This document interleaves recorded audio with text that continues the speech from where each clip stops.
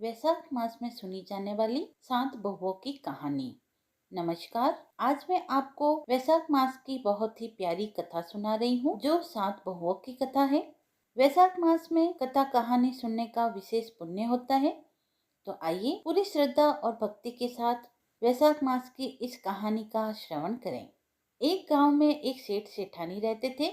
उनके 7 बेटे और 7 बहुएं थी और एक बेटी भी थी। घर में किसी भी चीज की कमी नहीं थी।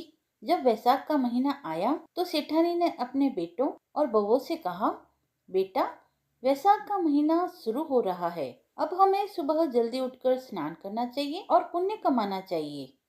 4 बहुएं तो सास की बात मान गई और सुबह 4 बजकर उठकर वैशाख स्नान करने लगी।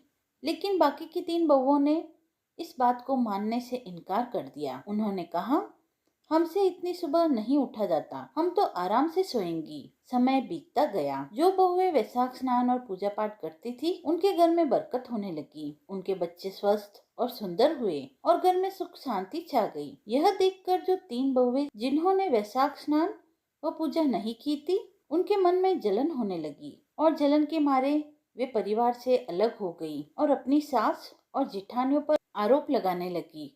उन्होंने कहा, ये सुबह जल्दी उठकर कोई टोना टोटका या जादू टोना करती है, तभी इनके घर में सब इतना अच्छा है और हमारे पास कुछ नहीं। घर में झगड़ा बढ़ता देखकर एक दिन सेठानी उन तीनों बहुओं को लेकर एक ऋषि महाराज के पास गई। बहुओं ने महाराज जी से अपनी व्यथा सुनाई। ऋषि महाराज जी बोले, बेटियों, बैठो, मैं तुम्हें सच्चाई बताता हूँ। महाराज जी ने पूछा, तुम सुबह उठकर क्या करती हो? तीनों बहुओं ने कहा, हम तो बस सोकर उठती है, खाना बनाती है और खाना खाकर सो जाती है। हमें पूजा पाठ में विश्वास नहीं है। ऋषि महाराज ने उन्हें समझाया, यह कोई जादू टोना नहीं है, यह तो नियम और धर्म की शक्ति है। जो स्त्रियां सुबह जल्दी उठकर वैशाख स्नान करती है, तालाब पर जाकर मिट्टी का दान करती है, पीपल और बरगद को सींचती है, पक्षियों को दाना पानी देती है और उनके लिए जल की व्यवस्था करती है, भगवान विष्णु उनकी हर मनोकामना पूर्ण करते हैं। तुम्हारा दुर्भाग्य तुम्हारा आलस्य और भक्ति की कमी के कारण है। ऋषि महाराज की बात सुनकर तीनों बहुओं की आंखें खुल गई।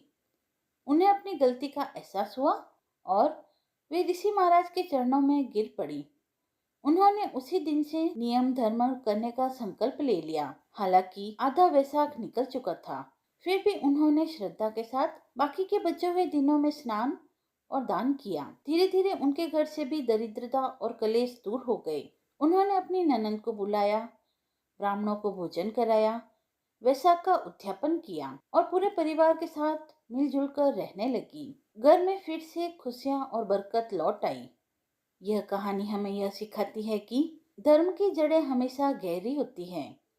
इंसान की जितनी शक्ति हो उतनी भक्ति भी करनी चाहिए। भगवान सब देखते हैं और जो सच्चे मन से नियम धर्म का पालन करता है, उसका काम कभी नहीं रुकता।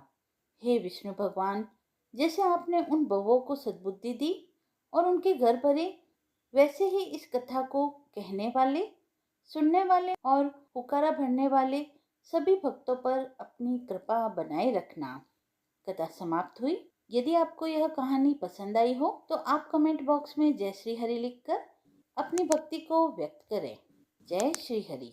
मिलते हैं अगले वीडियो में, तब तक के लिए धन्यवाद।